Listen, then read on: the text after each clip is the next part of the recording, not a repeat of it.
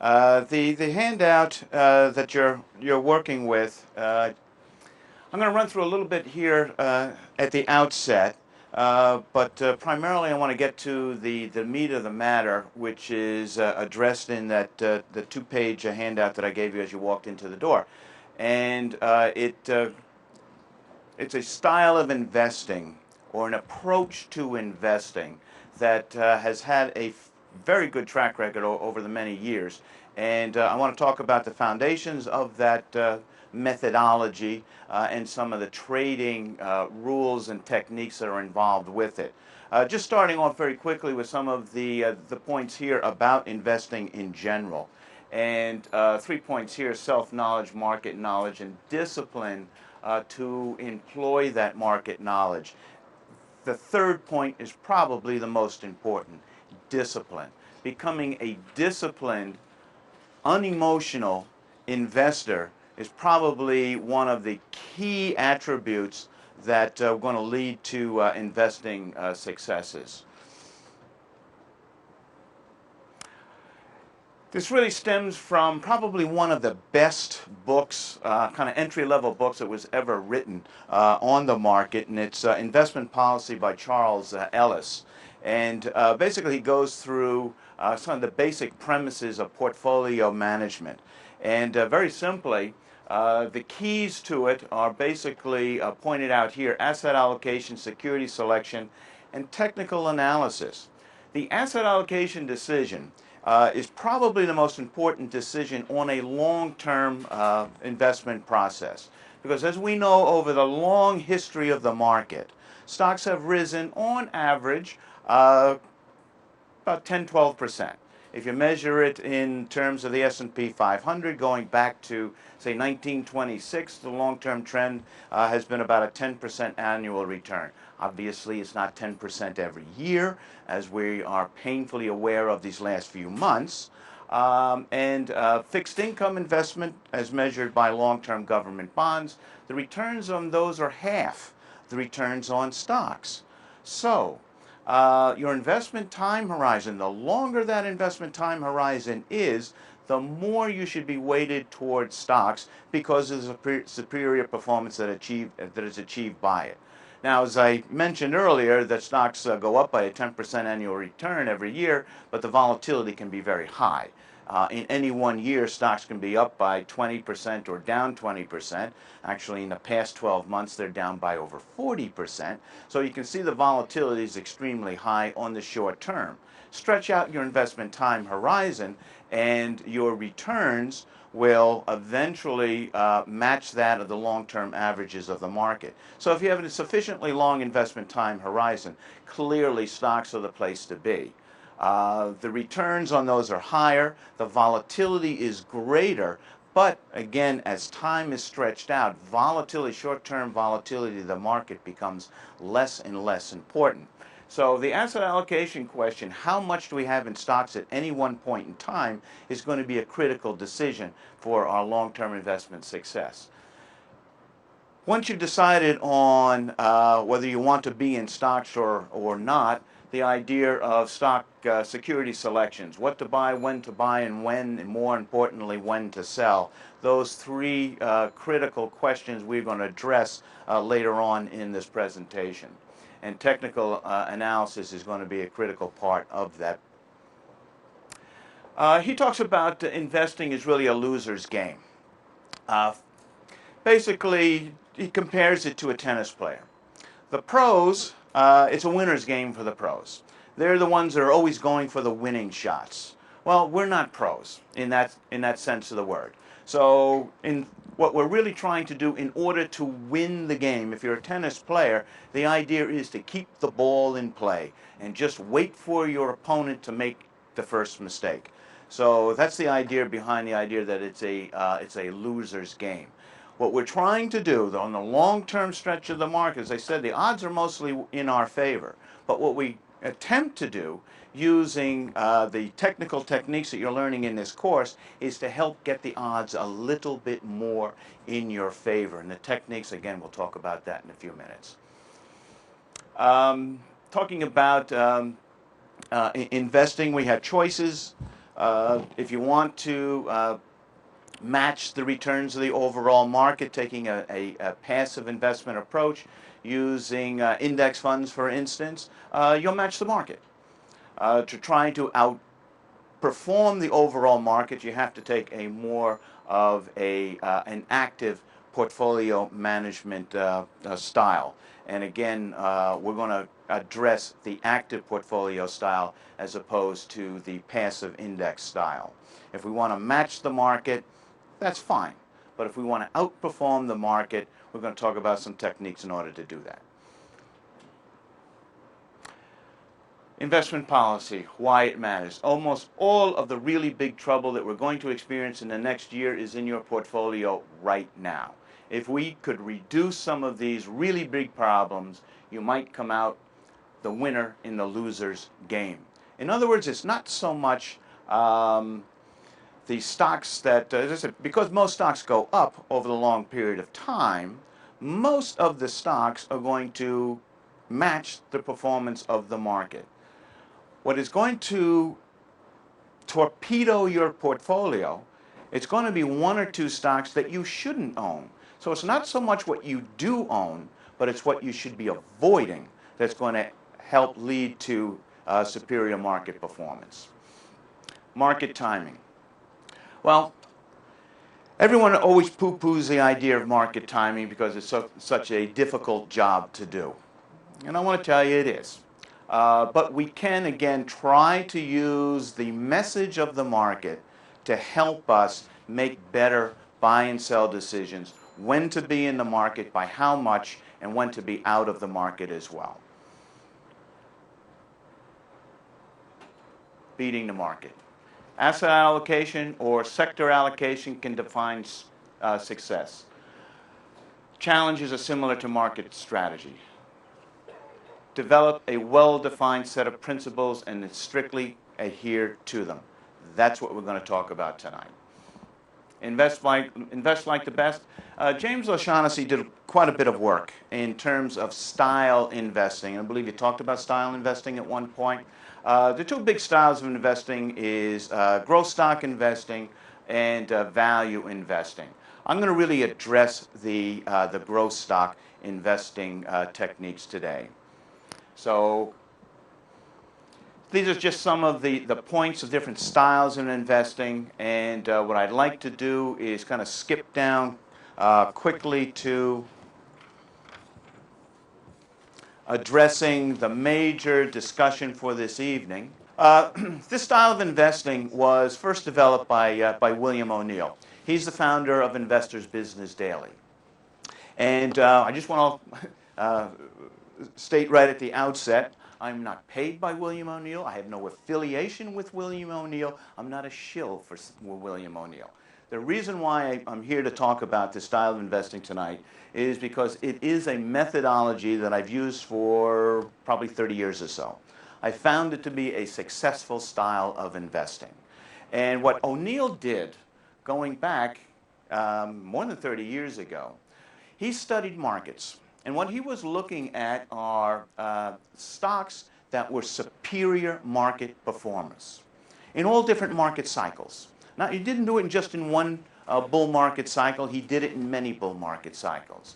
And what he wanted to see was, in the beginnings of these stocks' period of superior performance, were there any similar characteristics?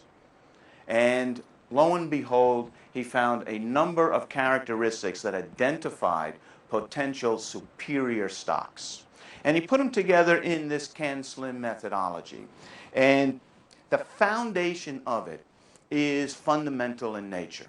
In other words, he's looking at those companies that were showing superior performance, not just in stock price performance, because before they even began their big stock market moves, they were already identifying very superior investment performance characteristics. And those characteristics are captured in some of these letters here. The first letter is C. The C stands for current earnings per share. So those companies that demonstrated superior stock price performance had a foundation of very high current earnings per share. What I mean by current earnings per share is quarterly earnings. Now, we just finished up the third quarter earnings announcement season for companies. And basically what they did was they announced how well they did in the past 3 months. Well, those stocks, or those companies, I should say, that showed the strongest earnings gains, the year-over-year percentage earnings gains, have that characteristic. Now, we're not just looking at one quarter, because a one quarter could just be a flash in the pan. It could be the year-over-year comparison was an easy comparison. The company really had a crummy third quarter last year, so the comparison this year is an easy one. What we want to see is a pattern of strong earnings growth. At least 20 or 25% year-over-year earnings gains. And we don't want to choose, again, we don't want to see it in just in 1 year, 1 quarter rather. We want to see it in at least 3 or 4 quarters leading up to the most recent quarter. So it's a company that is demonstrating strong sales and earnings growth. That's the C. The A rather stands for annual earnings growth. Again, it could just be a short-term little phenomenon that's taking place here, that the company is just exhibiting a spurt in strong sales and earnings. But if it has a history of strong performance, of a year or 2 or even 3 of sales and earnings growth of 20 to 25%, then we have a strong market leader potential on our hands. The N stands for new. Now here we're going to link the fundamental with the technical. What's new? What's going on at this company that is driving the strong earnings growth? Is it a new product? Is it a new service? Is it new management that's come in and have shake things up? Or it could be a new stock just on the marketplace, a new company that just went public fairly recently. There's something new and exciting going on. I mean, we can go back just a year or so ago, or actually a little bit longer ago than that, and see Apple. When the iPods first came out, something new and exciting was taking place at Apple. So the sales and earnings growth were being driven by that new product. And Apple, during the early stages of that new product launch, and the successive ones that came out of that, was a superior stock. So we're looking for something new, exciting, and different that's driving the sales, driving the earnings of this company. That's the fundamental. The N, as far as the technical is concerned, is we're looking for a new stock recovery high. The stock is hitting the new high list for the very first time, a new 12-month high in the stock price performance. The S stands for shares outstanding. Generally speaking, those companies that were big stock market winners started out with a smaller number of shares outstanding. You know, you got a big company like Microsoft with tens of millions of shares outstanding. It takes a lot of buying power to move that stock. But if the company has a fewer number of shares outstanding, 1, 2, 3, 4, 5 million shares outstanding, it doesn't take a lot of buying for that company stock to really show some strong stock price performance. So strong, a limited number of shares outstanding, which demonstrates also means it's going to generally be a smaller company. Doesn't necessarily have to be so. As I said, Apple was a big company. It came onto the market with an exciting new product. But generally speaking, what you're going to find, those companies that are demonstrating the strongest sales and earnings are going to tend to be earlier in their industry life cycles. And for that reason, they probably have a limited number of shares outstanding. The L stands for leader. Again, leader on a fundamental side, leader on a technical side. This company is demonstrating strong leadership characteristics as far as being able to demonstrate those strong sales earnings characteristics. And it's also showing up early on that is a market leader in stock price performance, relative strength, and we'll be talking about that in more detail. The I stands for institutional ownership. Let's face it, it's the institutions that dominate the market. So we need a stock that's going to be at least sufficiently large enough that it will attract institutional buyers. And we also want to see the telltale signs that the institutions have discovered it. So we want to see some strong volume characteristics coming into the stock. Generally, that is an indication that the institutions have discovered it. They're the ones that are going to be driving the stock price to very high levels. And finally, the last one is market. We know over time, when we're in a bear market, I don't care how good the company is, how strong the earnings are, 90% of companies' stocks are going to go down in a bear market. So what we really want to do is identify those strong companies and wait for the market to be in our favor to climb on board. And there are going to be a lot of buy signals to help us identify that, which again I'll talk about as we go on.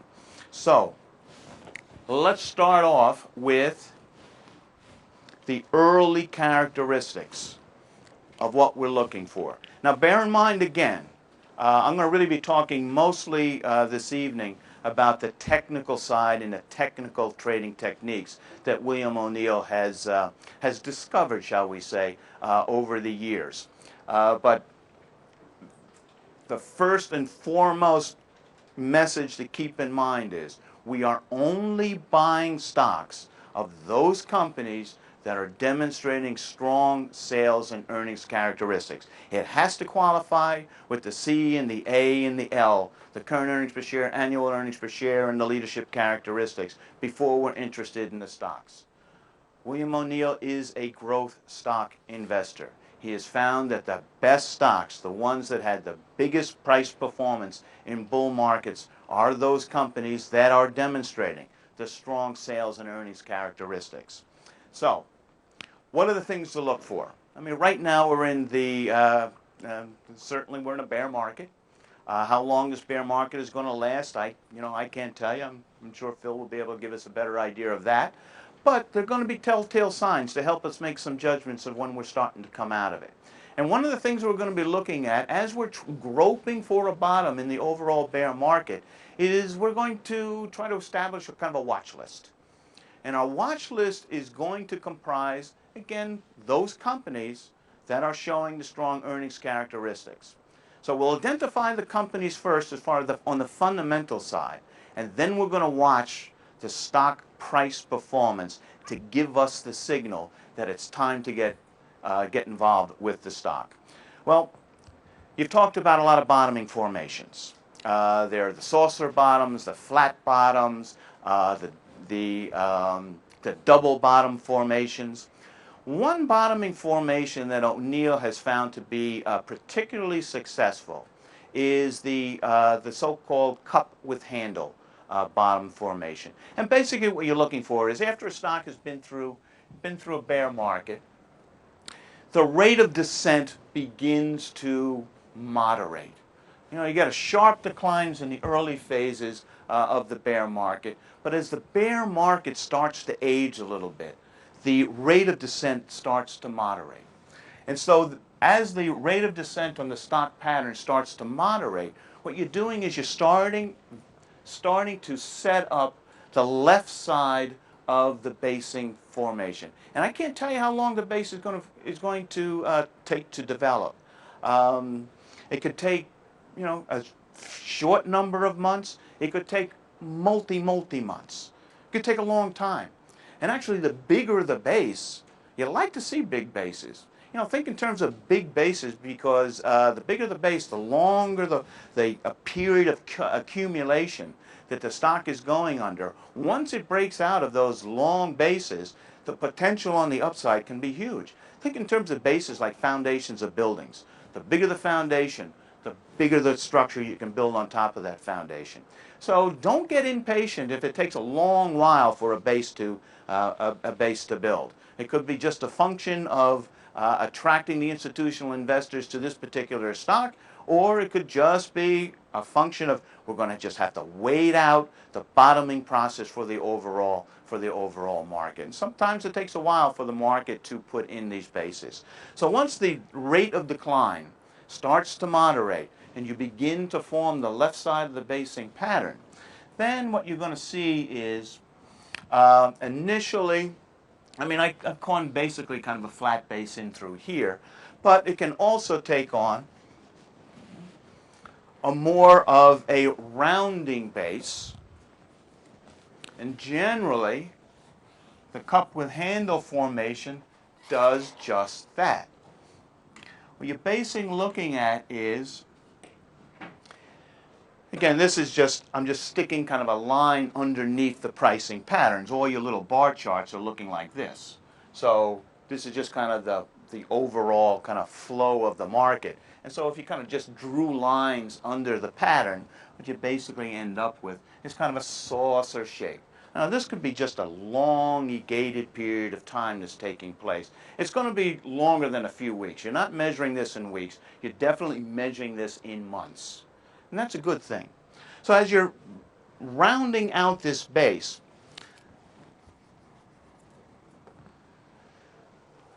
there are characteristics that we want to look for in the basing pattern. We want to see that this particular stock has started to develop some attention to the big investors. And the key to looking for that is to see that the stock is under accumulation, is the volume characteristics.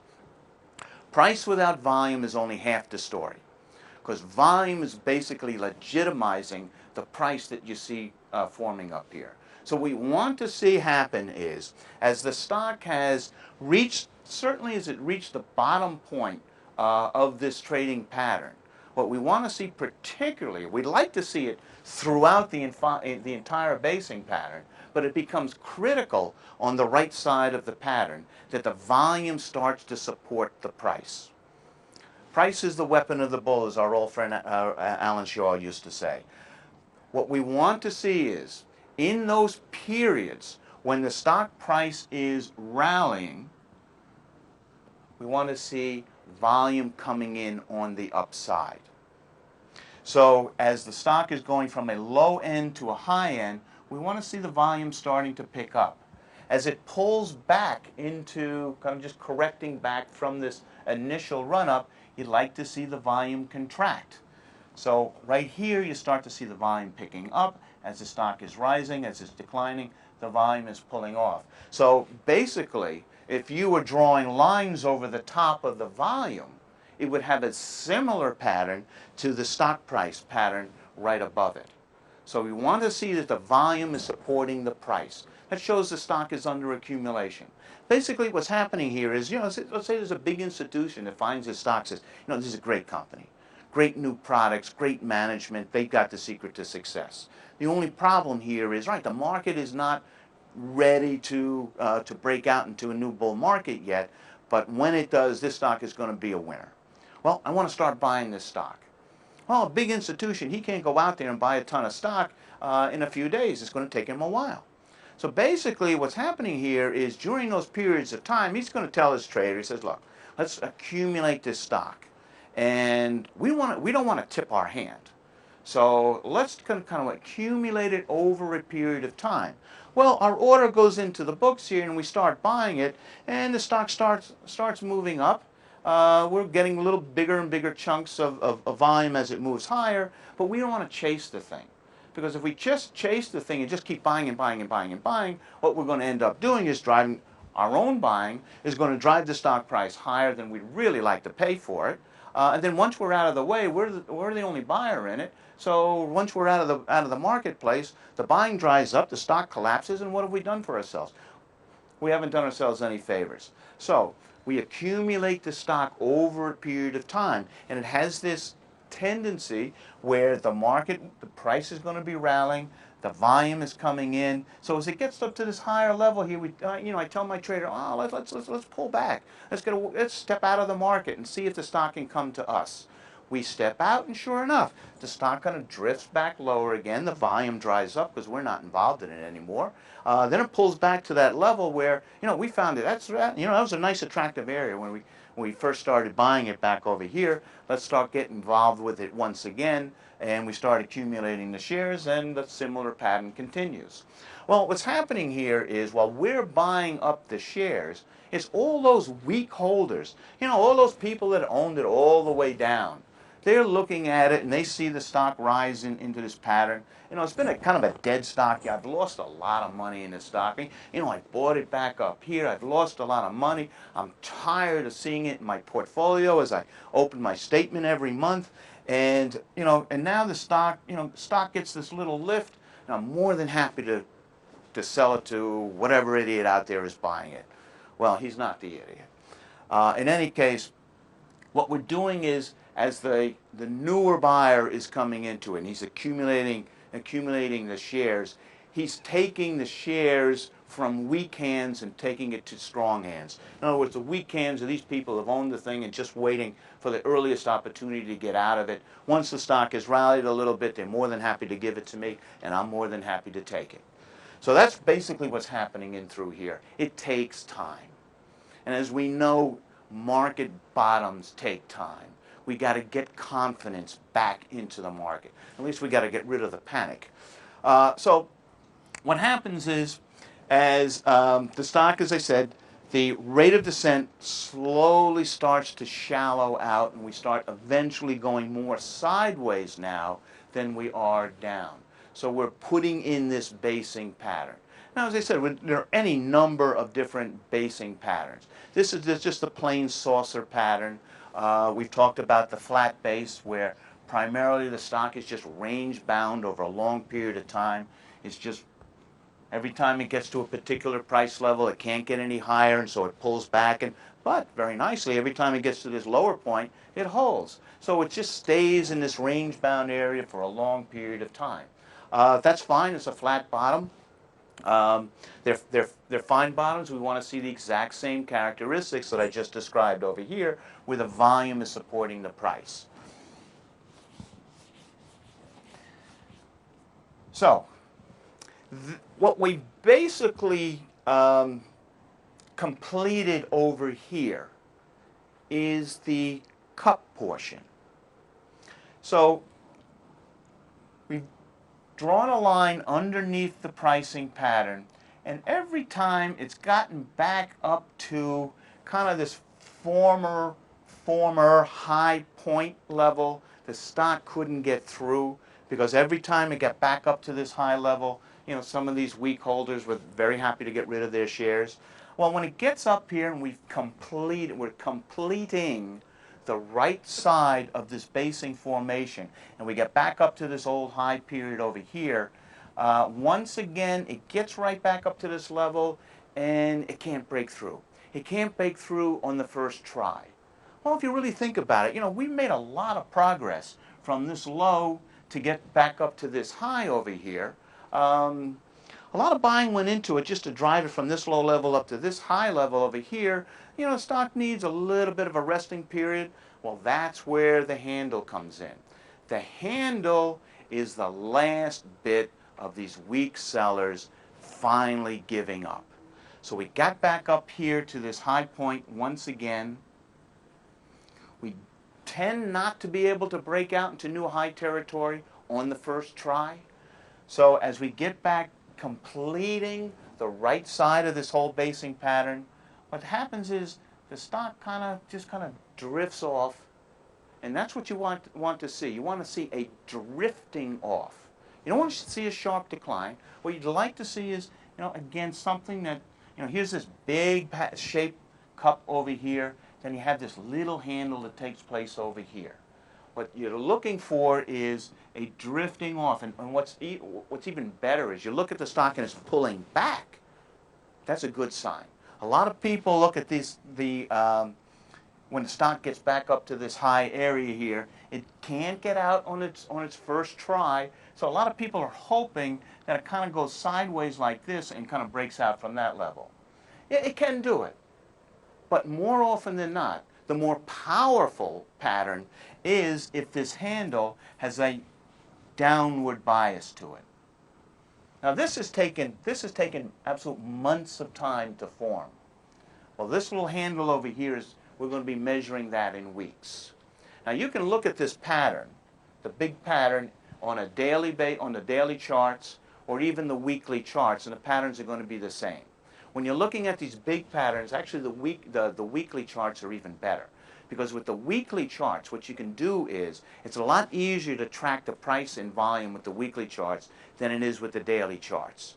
What you want to look for, again, is those weeks when the stock has risen for the week. You want to see that the volume has risen for that week compared to the prior week's volume. So a higher stock price and higher volume this week versus last week, those are weeks of accumulation. And count them.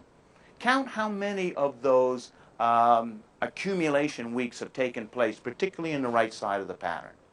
As we've completed the saucer part of the pattern, we're not ready to break out into new height, and we have this little bit of a pullback forming the cup to the handle. So it's going to look more like that, but eventually it's going to come around like that, so you can put a little bit of a sweep to the pattern. So this is drifting back over here, and when it's forming the handle, we want to see it with low volume. So it's just pulling back, drifting down, it's accumulating, and then finally as it starts to emerge on the right side of the handle, you see a little bit of a pickup in volume, and finally the critical day comes. Now, we've been watching this stock. We were attracted to this company way back over here. This thing has been on our watch list because it's, this company has just been driving the sales, driving the earnings. Just looks like a powerful investment story building, and it's just waiting for the market to give us the all clear to go ahead and jump in. Well, the all clear signal is going to come as we break out for the very first time. This is the pivot buy point. We're breaking out into new high territory. We're buying the stock on that day. Now, to confirm it, again, we want to see that this is a true, legitimate breakout. We want to see it breaking out with conviction. And we don't get the conviction from the price, we get the conviction from the volume.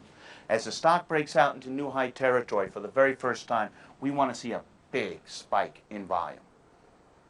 At least a 50%, if not 100% increase in volume over the daily volume that has taken place over the past 50 or so days. We want to see a big spike in volume. That's our signal to buy the stock. We're buying the stock on this breakout. Now, what we'd like to do is to be able to buy it as close to this breakout as possible. Because what stocks have a tendency to do, as I said, this is an extremely critical day, because someone has decided, with a lot of volume, someone has decided to pay a higher price than anyone has paid throughout this entire period of time. There's comfort in buying a stock at a price level where others have bought the stock. Meaning, everybody else there's been a lot of company of people trading the stock all in this basing pattern. There's no company in new high territory. You're doing it on your own. So that means you got to have a lot of conviction in order to put that big order in to break the stock into new high territory. As soon as it happens, that is our signal to get back into the market in this particular stock. So, break out the stock, new high territory, big breakout in volume. Now, as I said, we want to be able to buy the stock. What really helps us on our trading activity is if we buy properly. If we buy properly, it makes the sell decision so much easier. What do I mean by that? Well, what I mean by that is if we buy, let me take the flip side of that statement. If we buy poorly, then the sell side becomes very difficult. Let me walk through what happens, what the markets have a tendency to do after the stock has broken out into new high territory. What William O'Neill wants you to do is be able to buy this stock within 5%, 3 to 5% really, of this breakout level. That was the previous high right here. Previous high was right there. We want to be buying this stock within 3 to 5% of that breakout. And there's a good reason for that. Because quite often, as the stock first breaks out, it has a quick little run. And frequently, not always, but frequently, stocks do have a tendency to come right back down and retest their breakout levels. Remember, old resistance becomes new support. So as a stock breaks out and it does pull back, again, it doesn't have to happen all the time, but it happens often enough where we got to set a rule to protect us from this eventuality. And that rule is buying it within 3 to 5% of the old high. Okay, because as the stock pulls back, it very frequently it does have this tendency to do it where the old resistance now becomes new support, and then it takes off into its first initial big bull market run. And I say we want to be able to protect ourselves from making poor buy decisions, because if we do buy out of this 3 to 5% range, and let's say we bought it up through here, and the stock does pull back, which is very normal. Here we were watching the stock, great company, watching the stock for all this period of time. We weren't watching it on the day that it broke out, and we allowed the stock to run way up here, and we chased the stock and we bought it up here, and we saw as soon as we bought the stock, in the days immediately that followed, the thing came right back down, testing this, and we're sitting here with a loss. I mean, how can that be? But it's true. We're sitting here with a loss. Now, rule number 1 on selling. And as I said earlier in the PowerPoint, one of the more important decisions you're going to make, what's really going to determine your success in investing, it's not going to be the buying.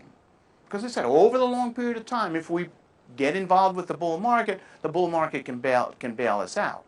What's going to show the improve our success rate, again, it's not going to be what we own, it's what we don't own.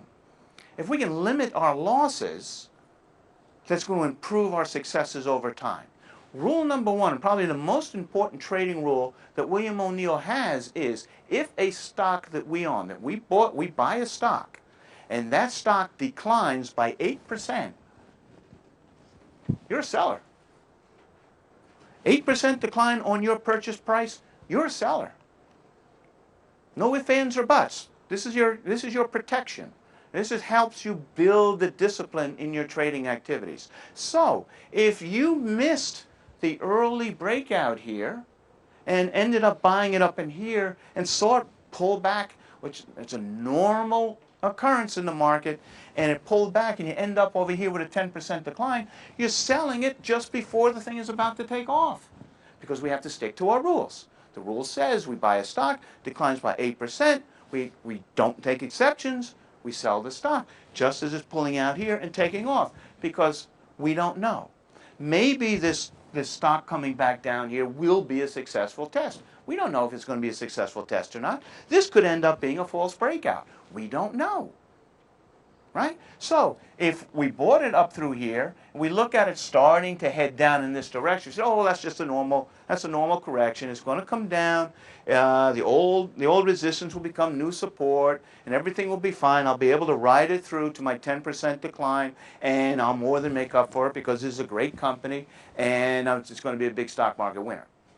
Supposing it doesn't stop here. Supposing that resistance doesn't form new support, and the stock falls back into the trading pattern, and all we're really doing is setting up a whole new basing pattern over here that we have to correct and do all the accumulation all over again. We don't know. We don't know. So, again, to protect ourselves, we try to buy the stock as close to that breakout point as possible to avoid calamity on the other side. So let's buy it in through here. Once stocks do break out, whether they come back down and retest the old resistance level and comes back on, if we're right, if the market now has clicked into a new bull market, and I'll talk about the bull market signals in a little bit, I'll come back to it in just a few minutes. The stock comes back and it is right, and it does start its advance. What we want to do is we want to give the stock a chance. We bought it, and our minimum holding period. And there is a, O'Neill made the observation, and ever since I read his observation, I've been watching it myself, and I don't know why it works, but it's uncanny how often it works. Stocks have a tendency in this first leg up to run from the pivot buy point over here to run about 20%. Why 20%? I don't have a clue. But if you're looking at stocks as they run, watch it. How often that, I don't want to call it a rule, I'll call it a tendency. Stocks have a tendency to run up about 20% before they start forming another little base. And then we're going to look at the same characteristics in this second level base as we were looking at in the big base that we were observing as the market was making its lows. Now, this second level base isn't going to be as big as this. We don't have to wait as long because the stock has already broken out. We're into a new bull market phase, but stocks don't go up in a straight line. They have a tendency to go up, go sideways, go up, go sideways, go up, go sideways. Actually, stocks more often in time go sideways. Most of the movements in stocks, both up and down, are short in time. Most of the time, stocks go sideways. So what we want to do is, after the breakout, we want to give the stock a chance to give us this 20% move. And O'Neill made the observation that, yes, after this first breakout, the stocks do have a tendency to run by this 20% or so. He says, give it a chance. Hold the stock for a minimum of 8 weeks. It's what is also curious, in a lot of these tendencies and rules that O'Neill speaks of, how often the number 8 comes up. I gave this lecture in Singapore quite a few years ago, and one of the students in the class says, "Oh, that's simple." And I said, "Oh, really?" He says, "Sure, because in the Chinese culture, 8 is fortune. It's good fortune." It was not a coincidence that the Chinese Olympics, the opening ceremonies, were at 8 p.m. on the 8th day of the 8th month of 2008. It was not a coincidence. Am I right? Yeah. So let's hold the stock for that 8-week period of time. Let's see the stock run, give us that 20% move. Now we want to see that the same characteristics. We want to see new accumulation taking place at this second level base over here. So again, when the stock is showing these higher runs over here, we want to see volume picking up, and as it pulls back in this new base level, we want to see the volume contracting. That's showing that, okay, investors are back accumulating the stock again. The stock in a very short period of time had a very quick run. It's gotten a little ahead of itself. It needs a little rest. It needs to refill the engines with some new fuel. So that's what's happening over here at this second level base. And also, we watch the characteristics over here that stock is again under accumulation. And what do? We wait for that next breakout. Because as the stock breaks out again into new high territory, we want to see it a spike with volume. Are we going to see the same really big spike in volume that launched this move? No. But we do want to see a higher level of volume on the breakout than occurred during this little consolidation period. Because what happens? Well, other investors who weren't quite, they weren't watching it the way we were. They weren't tracking this stock when it was doing the basing. They only really noticed it once the stock had broken out and was starting to run. And they were unwilling to chase the stock on the way up. What they were waiting for, that next group of buyers were waiting for, was a period of consolidation. And they were waiting for that next pivot buy point to get involved with the stock. We get the next pivot buy point over here, breaking out into new high territory. Other investors are coming in and buying the stock now. we should be doing the same. Now, what we did was, when we bought the stock over here, we waited for the stock to break out into new high territory. We just cleared out all the other overhead resistance that was taking place now. We're into new high territory. When the stock breaks out like this on conviction with the high volume, we just get the odds a little bit more in our favor.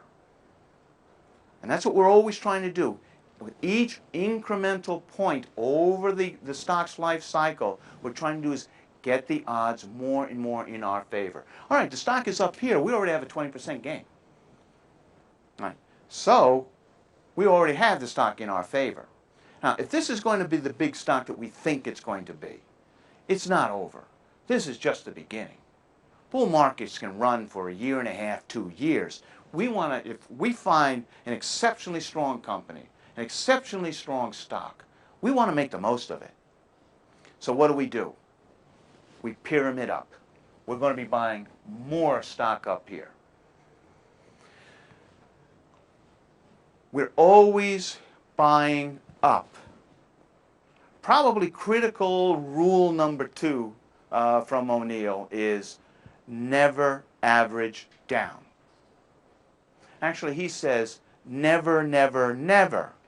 Did I say never? Never average down. Write this down. Never average down. You're throwing good money after bad.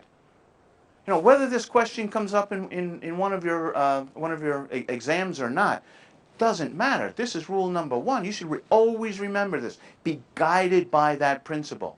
Pyramid up. Do not average down. You're throwing good money after bad.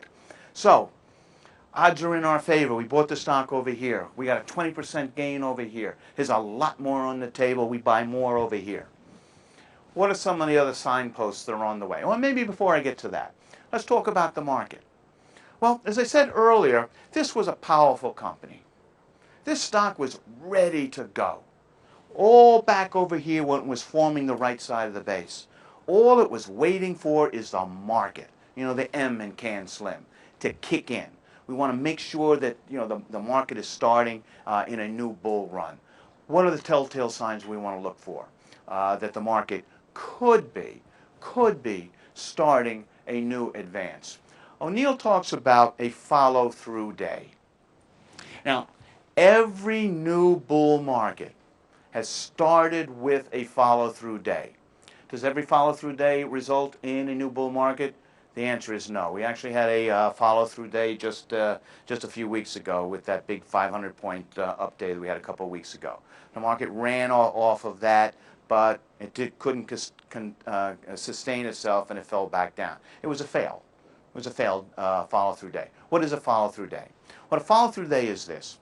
What he looks for is when the market makes a low.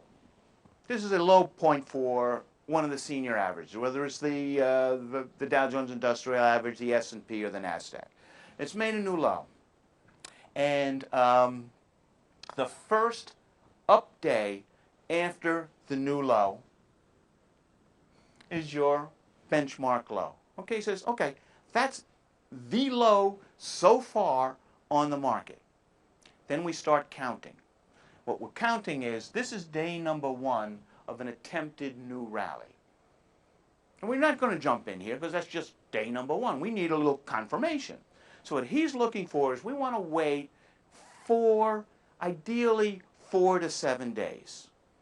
He'll stretch it out to 4 to 10 days. But in that window, from day number 4 to ideally day number 4 to day number 7, what he's looking for, as I said, is this thing is a follow-through day. It is a day where the market experiences a big gain.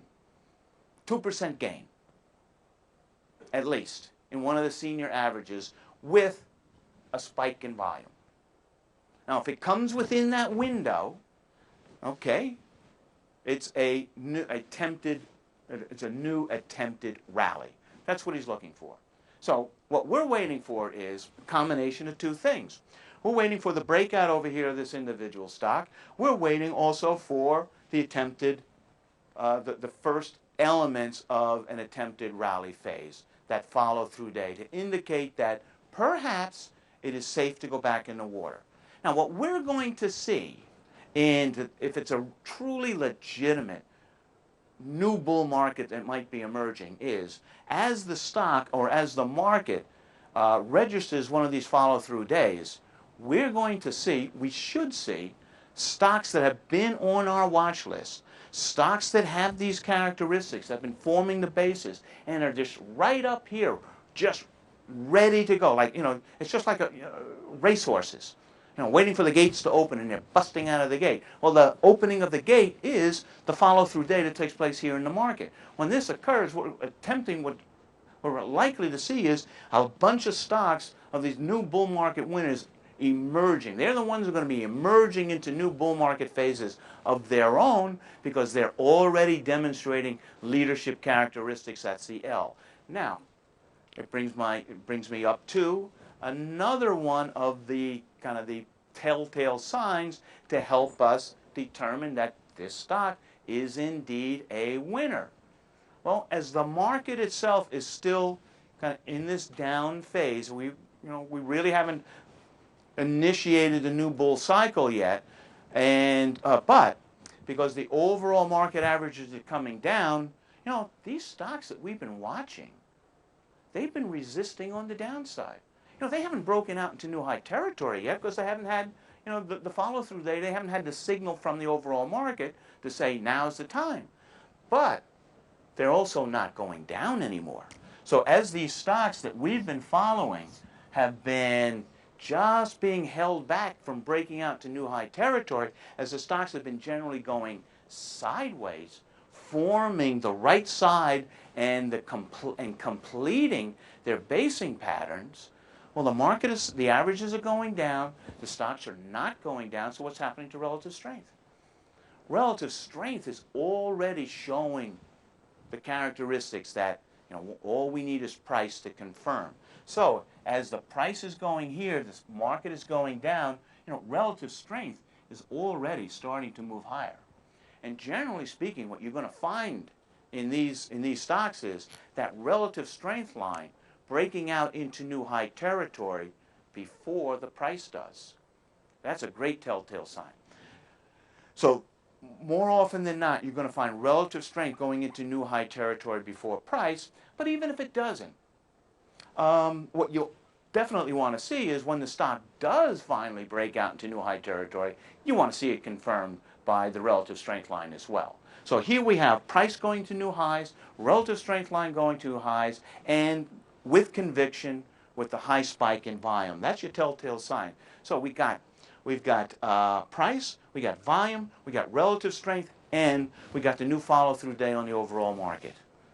Those are the key ingredients. So we've got those. The odds are more in our favor. And that's all we're attempting to do, get the odds in our favor. So we buy the stock. It has this run. We get this initial 20% gain. We go through the first correction period, kind of the second level base is what we'll call it. Breaks out into new high territory again, and we buy more. We pyramid up. So if we're right, let's make the most of it. Because, we could have bought a number of stocks. They broke out. They weren't ready. The market wasn't ready. They fell back into their bases. But we were true to our trading rule, which is sell the stock if it declines by 8%. Now, we could be wrong by 2, 3, 4 times. We have 4 trades where we limited our losses by 8%, and all we need is one good stock. This one more than makes up for those 4 losses if we stuck to our discipline and sold the stock with the 8% and not allowed a small loss to become a large loss. We don't want that to happen because once, stock comes down by that 8% and we abandon our thinking about our rules, and what are you going to do at 10%? Well, I can't sell it here. What are you going to do at 15%? What are you going to do at 20%? So every time we abandon our sell rules, it makes the sell decision more difficult. It's an easier sell decision if we stuck to just that 8% loss. It's easy to take the 8% loss. And we can take several of them. And all we need is one good stock like this one to more than make up for it. eventually some of those lost stocks you could eventually revisit again. You know, it could reform bases and break out. Doesn't mean it's going to be a failure forever. It's just that we want to improve our buying techniques. Okay, so we bought more over here. Now the relative strength line, it is a winner.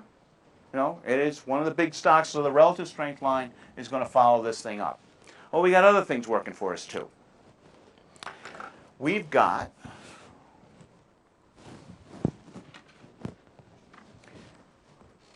moving averages as another indicator that we can use to help us make those buy and sell decisions. Well, you know, the stock has come down very hard in the bear market. As it's forming this basing pattern, now it's spending a lot of time going up and down in this basing pattern. What's happened to the moving average line? Now, O'Neill talks an awful lot about the 50-day. And I respect the 50-day. I basically watch three moving averages. I watch the 50, I watch the 150, and I watch the 200. And the 50-day is a good one for shorter-term trading. Stocks, you know, in the early stages of the markup, if it pulls back to its 50-day moving average, holds and bounces off as a, you know, I don't mind, you know, pyramiding up as, you know, in the kind of the up phase of the market before it goes into a consolidation here. You know, it will come back and it'll touch the 50-day frequently. Those retraces down to the 50 days. There are also good times to add a little bit more to the position as we move through. But making a long-term judgment on the stock, the 150 and the 200-day. O'Neill talks mostly about the 200-day. But there are an awful lot of technicians out there that also look at the 150-day. So don't ignore the 150. O'Neill talks basically about the 50 and the 200. What we want on a trading basis is to respect the 50-day, but making long-term judgments on the market, we want to pay attention to the 200-day. Okay, so the 200-day moving average has, obviously, it was coming down during this period when the stock was declining, and because the stock spent so much time building this basing pattern, now the 200-day is basically kind of gotten into the trading pattern, because we're just kind of going up and down, and oscillating up, you know, back and forth above and below the 200-day moving average. 200-day moving average is kind of flattening out. It'll flatten out at the kind of the low point of the kind of the middle part of the basing pattern. Once we start forming the right side of the pattern, where you're looking at more of a series of higher lows taking place, we're not breaking out into new high territory, but we're getting higher lows generally on the right side of the pattern. Well, now, you know, more of the trading activity is going to be occurring above the 200-day. That's a good thing. And because more of the trading activity is occurring above the 200-day moving average, the 200-day now is starting to take a little bit of an upward bias. Generally what's happening, and the direction of a long-term smoother like the 150 or the 200-day is basically giving us the overall direction, the long-term direction of the market. You know, a declining 200-day, bear, rising 200-day, bull. Okay, so we're emerging. It's not a strong bull, but because now the 200-day is very, you know, gently starting to have an upward bias, it's getting ready. Again, the stock is getting ready, and as it breaks out, obviously the 200-day is going to follow it on up with obviously a bit of a lag. Well, with this quick spurt from the initial breakout in this 8-week, we'll call it an 8-week period where it runs this 20% move in a hurry, well, what's going to happen is, you know, the distance between where the stock is trading and where the 200-day is, you know, it's gotten wider. Think in terms of the 200-day being like a magnet. It's always pulling at price. So as the stock price gets further and further away from the 200-day moving average, it's like pulling on a rubber band. the more you stretch the thing, the tighter it gets.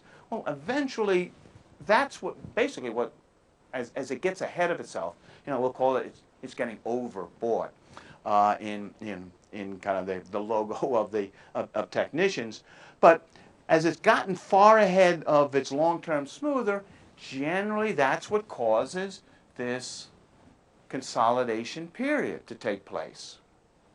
So what happens is the stock price will either kind of drift sideways, or it might even kind of pull back a little bit like this. It'll take some sort of a corrective pattern there.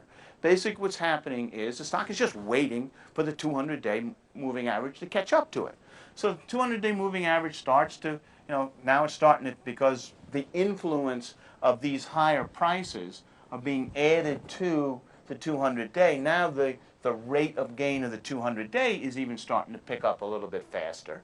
So the distance between price and the 200-day gets narrower.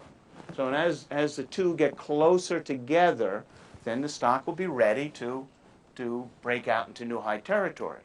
Now, powerful stocks can, in the early stages, this is a first level base, this is a second level base. Just watch the direction as a guide to your buying. You don't want to be buying when the stock is extended above its 200-day. When it narrows and it fulfills all the characteristics that we're looking for, consolidation, breaking out into new high territory, with a spike in volume, we can buy some more of it. Okay.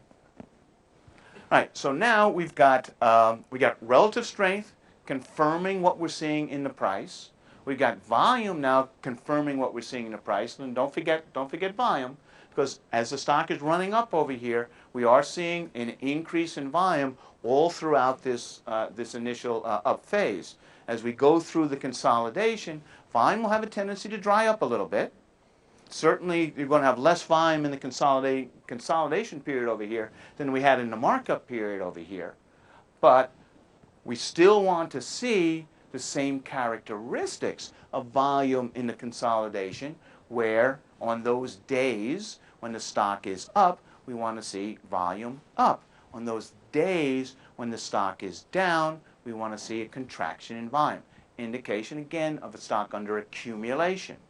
Okay, breaks out into new high territory, and the whole pattern starts all over again. We have another leg up. Moving average continues to follow the price on up. Now, as the stock has gone through we've broken out of the major base, we've done a series of consolidations, we've got another tool to help us see that everything is following our expectations. And that is, we got our trend lines. Well, after we've had a significantly long period of time, and I don't mean weeks, we've got, this is taking place now. We're into this thing, and we've owned this stock now for several months. A lot is taking place here. Things have moved up, we've consolidated, we've broken out, we've consolidated, broken out, etc. Now we've got a series of lows that we can connect. So, you want at least probably two, certainly three.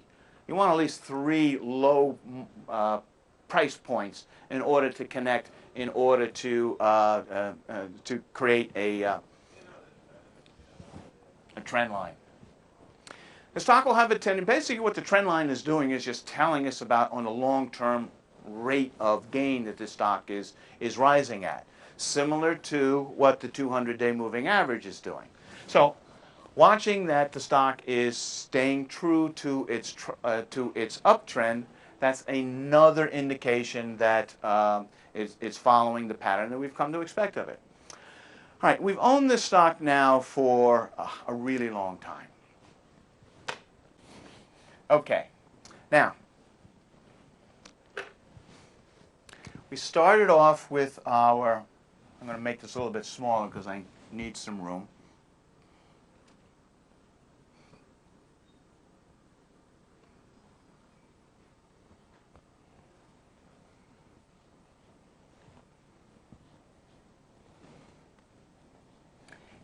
The stock, as I said earlier, stocks don't go up in a straight line. They go up, they consolidate, they go up and consolidate for the reasons I just mentioned. Getting ahead of its 200-day moving average, getting away too far from its trend line, and because we have a series of these higher prices, we've got this trend line. The stock, the stock has stayed above it all throughout the period. Now, the other thing too is when stocks are going through these cycles, I like to call them footprints, and not all stocks have the same footprints. What do I mean by that? They rise. Their pattern is similar. In other words, what I just drew here is one style. Stock goes up and then has a flat base, goes up, flat base, goes up, flat base. It could very well be a much more jagged. It could run up, get ahead of itself, and correct back down to its moving average by going down. This is consolidating or correcting back to its trend line, back to its moving average by going sideways and allowing the stock to go up. Other stocks may do it differently. It might go up, it might have more of a pattern. Here's the 200-day moving average. It might have a pattern, like that. But what you will notice is, over time, from the early stages of the stock price's pattern, it tends to trade similarly all throughout it. In other words, it's probably going to be, it would be unusual. Again, I'm talking more in generalities, and I'm just looking for patterns that are common. Don't expect every single one to work the exact same way, but use it as more of a guideline than anything else. It would just be unusual if the pattern of the stock in its early to or more of the mid stages to take on different characteristics. Because if it does start to take on different characteristics, it really ought to kind of draw our attention to it. Because I said the pattern in which the stock rises, it's going to repeat itself over and over again if everything is going along according to plan. If the pattern in which the stock trades starts to differ from what we've come to expect of it, you should be alerted to it. Watch it a little bit more closely. Because what can happen? Well, one of the things that keeps in mind the last big bull market peak that we saw back in 2000. In the early stages, you remember, back in the early stages of that tech bull market, most of those tech stocks started out, kind of looking in this pattern.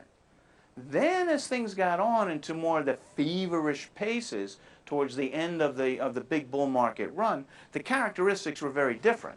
They took on more of a shape like this. And actually, the peaks were even greater, and the pullbacks may have been sharp, but we had these big spikes and runs in the stocks, and they pulled back. That the characteristics of the pattern started to change as those patterns got much later in their life cycle. So be aware of that. That's one point to make. Again, all right, let's go back. And this particular stock has done all the things right. We bought the stock down here. We pyramided up over here. We pyramided up over here. Now it's starting to get a little late in the game. Buying at the initial low, great. Pyramiding up at the the second level base, good. Buying up at the third level base, okay. Now, the fourth level bases, things are getting late in the game. You get to fourth level bases and fifth level bases, the odds of successful trades become less. Clearly, down the early stages of the bull market, the odds are much greater. The bull market is young. Well, we've been with this stock. It's been a winner. It's been a great stock. We made a lot of money. We bought it down here. We averaged, we bought some more. There were a couple stock splits along the way. We got a lot of stock. But do we want to start to chase a thing this late in the game and add on even more shares? probably not a good idea. Fourth and fifth level bases have a tendency to be failure prone. Now, what can happen? You know, markets have a tendency to have some of these big shakeouts. Well, if you have, you know, we followed this pattern all along, and the market has one of these big shakeouts, kind of halfway through the bull, and the stock has, you know, a significant correction. Well, if it has a significant correction, what do I mean by a significant correction? Again, something more significant than we've seen anywhere along in the pattern thus far. And because it is market driven, remember, this is a very strong stock.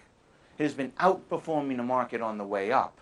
So when you get these corrections, you know, you get a 5-10% correction in the market. You know, these big powerful stocks will have a tendency to correct, you know, twice as much as the overall market.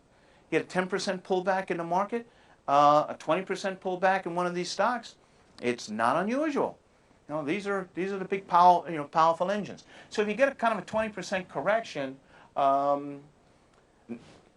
because the market corrected, you get a 20% correction without a market correction. Well, that's a different story. So we get this we get a correction in the overall market. It's a nasty correction. They occur. It's probably September, October. So you get this. If you get a nasty correction, what you can do then is restart the base count all over again. We wait for another basing pattern over here. After a nasty correction like this, expect now the new base, if this is going to continue on into another leg on the upside, it will form another base over here. It's going to be longer than any one of these bases over here because of the nastiness of this correction.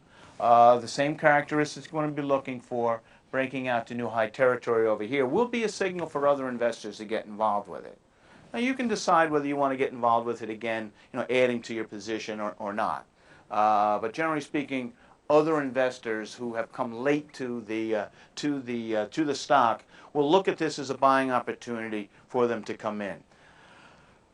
That can happen. That can happen at any time for some of these powerful stocks. However, okay, so you can reset the base count. So this now becomes base number 1, and you could have base 2, 3, and 4 after that. Again, just keep in mind, this is not a young bull market. It's an old bull market. So our advances over here are probably not going to be as powerful, certainly as they were back here. And the corrections and the advances over here, so, you know, just keep that in mind. And we're later in the game, so the big gains took place way back over here. But even with this nasty correction that occurred, the 200-day wasn't far behind.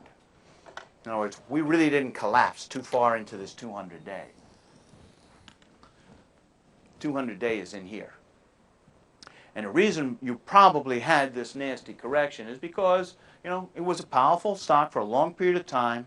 The 200-day was, you know, significantly below it. I mean, because we're way up here in the distance between, you know, the prices, big gap between price and 200-day now, you knew the odds aren't good that this thing was going to keep on going, because again, that 200-day is like a magnet pulling at it. It was either going through a very long sideways consolidation, or it's going to, you know, do something like this in order to revisit the 200-day moving average lines. Stocks have a tendency to revisit the 200-day moving average lines at least once a year. At least once a year. So if you see a stock that's been well above the 200 for an extended period of time, just be mindful that you know it's getting late in the game, and you know eventually at some point in time there's going to have to be convergence between the moving average line and the price. And as you get this kind of run up and a correction in the overall market, it kind of satisfies two elements here: correcting the individual stock and correcting the overall market, correcting it in the shape that we come back down to the 200-day. We always want to watch that 200-day. Okay, let's say now that we've gone through one of these things, we started to build back up again, and it's been a long time we've had this thing, made a lot of money. All right, finally the stock now, even after this correction, we've had a number of runs, bases, but even if this correction hadn't taken place, we want to be on the lookout for changes in the way the stock is trading. Again, the patterns we want to watch. All right, we've had a lot of different guideposts along the way to tell us that we're still on the right road. The guidepost being relative strength has continued to move higher. We're outperforming the market. We've stayed nicely above the rising 200-day moving average line. We've stayed above our trend lines, and but now the rate of gain in the stock begins to slow.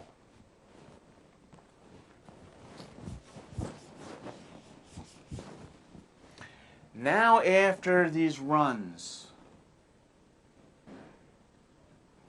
we're starting now, the pattern now is starting to take more of a sideways look to it than this uptrending pattern. Now the rates of gain are slowing so that we're getting closer and closer now to trend lines, to moving averages. Moving averages starting to get close. So, what did I use? I used red. Because now the rate of gain has slowed, the stock doesn't have the same ability to get those big stretches between itself and the moving average. The moving average now is starting to get up close to it. And the stock is visiting the moving average line more frequently than it did before. It might be trading just above the 200-day moving average.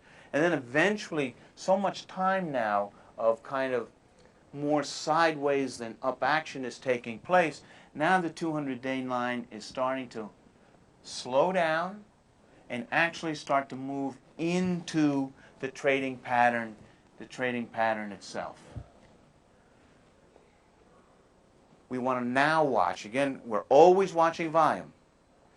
Now because the trading pattern of the stock is starting to change, very different from what we've seen in the past, we're also noticing for the first time that the volume characteristics are beginning to change as well. And that's even more critical to watch.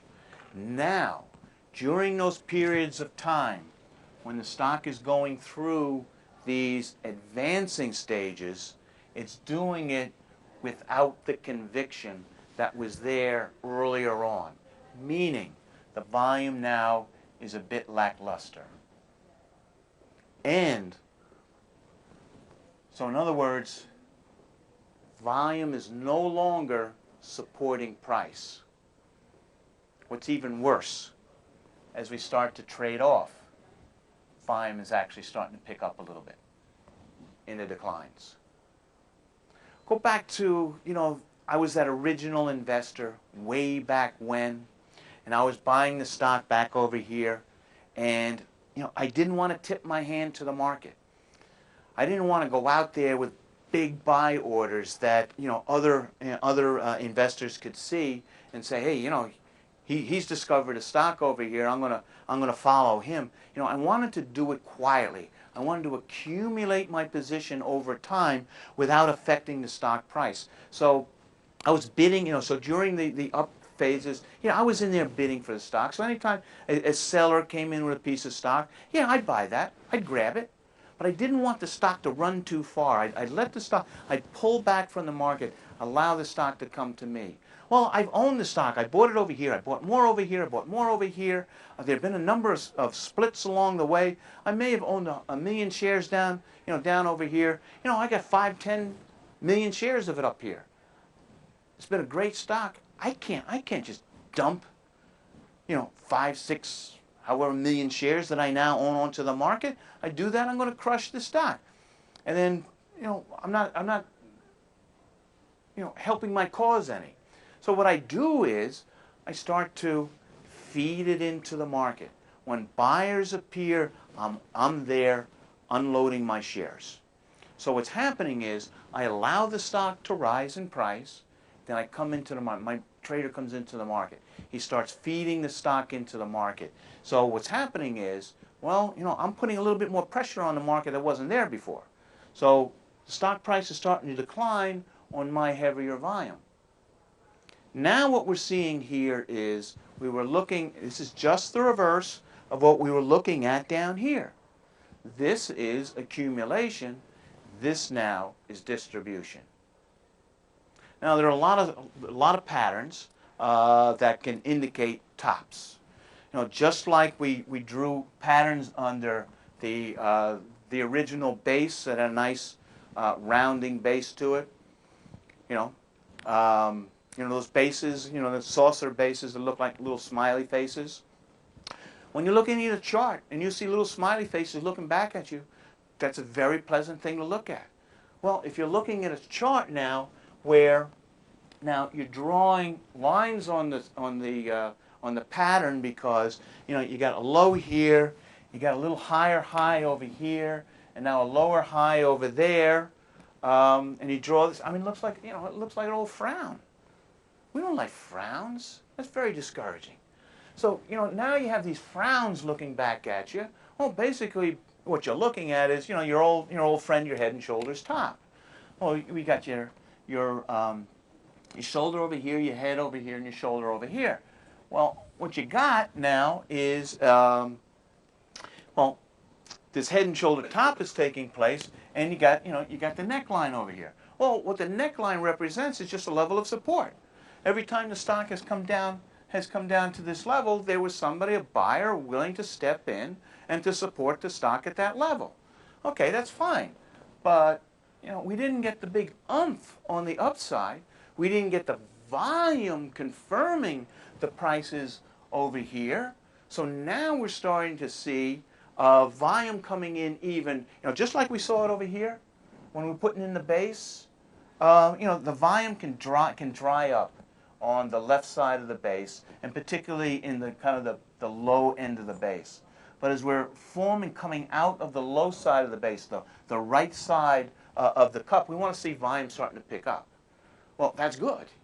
But the flip side of that is as we're forming the right side now of a top, seeing the volume coming in more on the right side, and the stock isn't making new progress, isn't breaking out into new high territory, stock is under distribution. So you'll be able to see it on the chart. On those weeks, this takes weeks to form. So if you're looking at your weekly pattern, your chart, those weeks where the stock was up and the volume was down that week, not a good thing. Even worse, if the stock is down for a week and the volume is up, clearly elements of distribution is coming into it.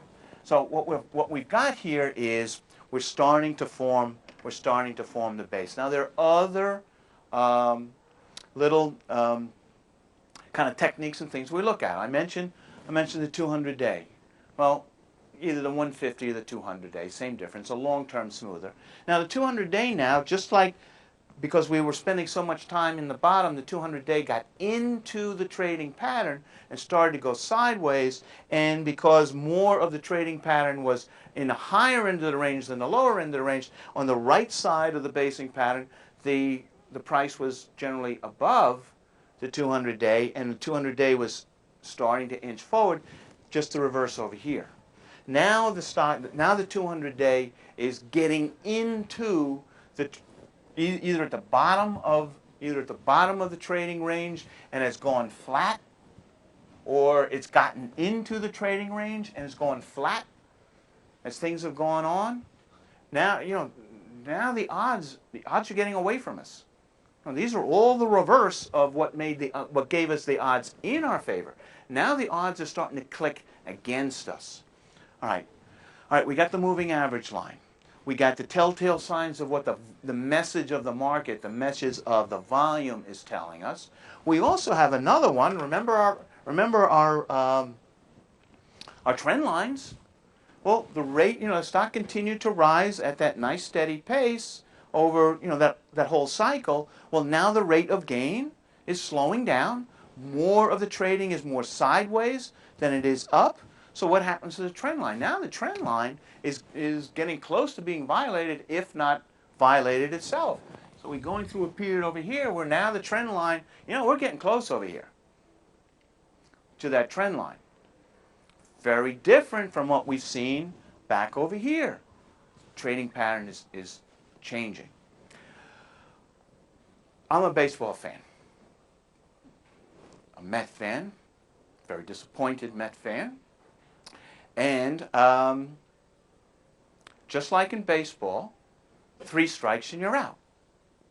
Well, I have 3 strikes and you're out as far as stocks are concerned. Strike number 1. Stock price breaks down below a trend line. Strike 1. Stock price breaks down below a flat 200-day moving average. Strike 2. Stock breaks below a significant support zone. Strike 3. You're out. No questions asked. You're out. Now, if you've owned this stock for a long time, you've made a lot of money with this stock. You may have been following this stock so closely that you got chummy with the management. You got to know management so well that you ended up marrying one of the CEO's kids. I don't care. 3 strikes and you're out. Because once the stock breaks, you don't know how low is low. Now, stocks have a tendency, once they break, just like we witnessed on the initial breakout, it has these quick runs, and they have a tendency, not always, but sometimes they have this tendency to pull back, retest the breakout before going ahead. A lot of times, doesn't have to happen all the time, but frequently, stocks will break down. Now, you're selling it here. I mean, look, you're selling it. 3 strikes and you're out. You're gone. Okay? But there may be another trade. Stock breaks down over here. Quite frequently, they have these kickback rallies. Oh, what are they kicking back to? Well, they're kicking back to what is now a declining 200-day. They're kicking back to overhead resistance. That old support over here is now resistance. Kick back over here, it's going to fail. And when it does, and it starts to fall away from that declining 200-day, starts to fall away from that overhead support, this is a great time to short. Odds are in your favor now that this is a good short. I said at the outset, the most critical decision that you have, it's not on the buy side. It's on the sell side. Because if you fail to follow the disciplines, you can give up a good gain. You were right to buy the stock. Everything you did, this entire markup phase, was right. You bought it at the initial buy point. You pyramided up once. You pyramided up twice. After a nasty correction and went through a nice consolidation, it broke out again. You bought a little bit more. Everything you did was right. Don't lose it at the end by not following your discipline. As it breaks trend lines, it breaks support, it breaks down below 200-day moving average lines. Because once they break, you have no idea. You have no idea how low is low. I'll give you one story, and this is a true story. My nephew. This was back in the. Back then he was, maybe 29, 30, in that range, right? He was a bond trader, and a couple guys on his desk, found one of these little .com companies, and they found this thing. It was trading in single digits, $7, $8, $9, and they kept telling my nephew, oh, you got to buy this stock, you got to buy this stock. So day after day, they bought this thing, I don't know, $6, $7, $8, and it's rising, it's going up, and they're needling him. You got to buy this stock. So okay, fine. So he gives in. He buys some of the stock. He ends up paying $12 for it. Okay. Stock runs, just like these guys thought it was, and they're still buying, right? He bought around. I think he bought around. He's $12, I'll say. All right. Stock ran up into kind of the mid to upper 20s. He more than doubled his money. So he sold it. He didn't tell his buddies he sold the stock. Okay. This stock kept going. I mean, it kept going. This thing, and they just kept on buying this thing. And eventually it got to, like $70, $80 a share. Right. Now these kids, again, they're basically your age. Yeah, basically your age, a little older maybe. The two guys that held on to it, on paper, each of them were worth over $2 million. All right? All right, stock is up there, and they decided, they eventually found out my nephew had sold his stock. I mean, maybe he doubled or tripled his money. And he was very happy to get out. And so they decided they were going to have this big congratulatory dinner. All right? And they invited my nephew along. So they went to one of the steakhouses. The steaks, the lobster, the wine, the this, the that. They're living large. All right? This was on a Friday night. And over the weekend, Barron's comes out with a scathing article on this stock. So the stock may be traded, maybe it was probably $80 on Friday. Monday morning, it opens like, high 50s, $60. They're still in love with this stock. Those idiots bought more. All right? Now, make a long story short, this stock, it didn't stop at 60.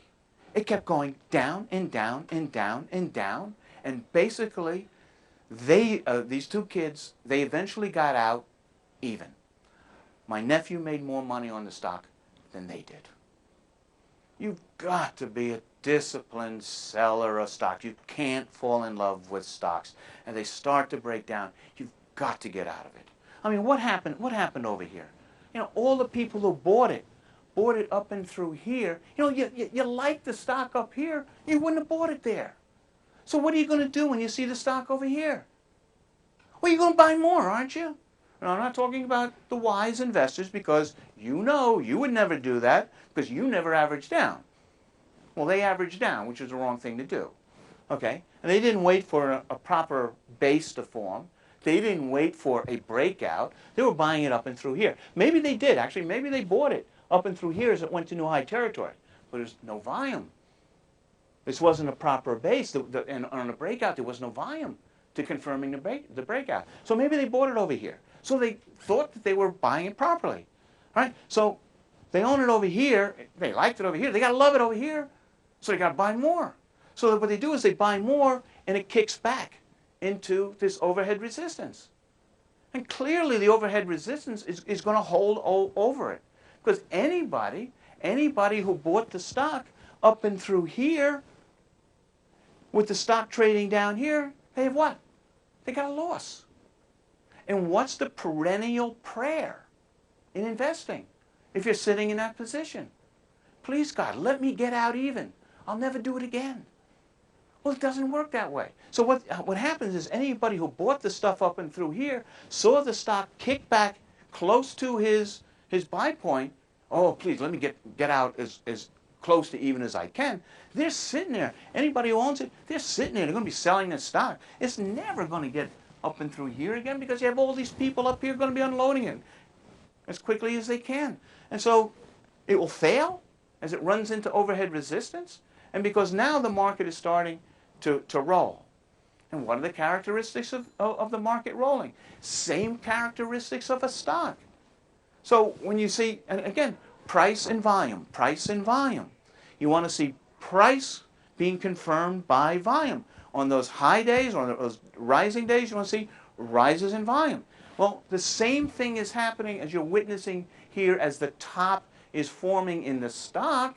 You will see the same characteristics in the market. How do you know the market is getting exhausted? The market itself is showing distribution. So when the market itself, when you get those days when the market is making new highs and the volume isn't confirming it, the market itself is showing distribution. And finally, when you get a series of distribution days, you get within a 2-week period, 4, 5, 6 distribution days where the market it's either down on higher volume or up on lighter volume, telltale signs of distribution. If you get a series of those, half a dozen of them in a short period of time, you're out. That's when the market is entering into a correction phase. And it's all going to be occurring about the same time. The leaders were the first ones out of the box. Now, they may be one of the last ones to decline in the overall market, but when you've been in the bull market phase and the characteristics of the trading pattern of the individual stock you're in, I don't care what the market is doing. The market could still be going through the roof. If your stock has hit the 3 strikes and you're out, you're out. I mean, no questions asked. Some other stocks that you owned that joined the party later may still have some more to go on the upside and haven't kicked you out of it yet. But bottoms like tops and tops like bottoms are processes. It takes a period of time to form the bottom. It takes a period of time to form the top. The only variation on that theme is what we saw in the 2000 bubble when stocks took these parabolic moves. Parabolic means, the stock price, go over here, stock price is going up, and it's just, it looks, it's rising so fast. It looks like the pattern is going to start to bend over backwards. It's going so fast. So it's a nice, orderly pattern, and all of a sudden it's just and it's leaping. You get these gaps in price over a course of, that's just a feeding frenzy that's going on. Well, that's marking, it's just like a bottle rocket. Spectacular on the way up, doesn't last very long. And when these parabolic moves, when they end, the declines are just as spectacular. It doesn't give you any warning. So, this is, the markets are driven by 2 emotions, greed and fear. Well, when you see this, that's pure greed that's taking place. So you get these spikes. Now, it doesn't happen all that often, but, be aware of those big parabolic moves when stocks are just leaping up with gaps. And the volume is huge. Even the volume is coming in as we're gapping up. Well, what's happening? The stock is getting so far ahead of itself. 200-day moving average is way the hell down here. I mean, you've looked at, at the end, towards the end of the tech bubble, the stock prices were so far away from the 200-day, and I said, a rising 200-day is an indication, it's a bull. It's a bull pattern. 200-day, 150-day, it's rising. That's bullish. Well, the stocks could decline by 50, 60%, just come down to the 200-day moving average lines, or even more than that, and technically, they're still in an uptrend because they're still above a rising 200-day. But you don't want to lose 60% of your money, So, when you see that taking place, you clearly, thank you very much, and you go on to the next one. That doesn't occur all that often, but trust me, you will live through one of those periods again. You may not think so, looking at what's been happening in the market these last couple of months or so, but stick to the trading rules. Be disciplined. Be unemotional. Don't get attached. And kind of follow the rules. The idea is to get the odds mostly in your favor. I said that this is a technique that was developed by William O'Neill, Investors Business Daily. If you going to be students of the market. If you're going to follow the market, if you're going to invest for yourself over whether you do it professionally or just personally, Investors Business Daily is your best source. Investors.com, tremendous amount of material on that. There's whole education areas on Investors.com. And again, I kind of sound like a shill for William O'Neill, but it's a technique that he has developed from observation and use. And he stresses discipline. He stresses be good sellers of stock, unemotional sellers of stock, and stick to your rules. Just get the odds in your favor. That's all you can hope to do. Get the odds mostly in your favor, you're more likely to be successful than not.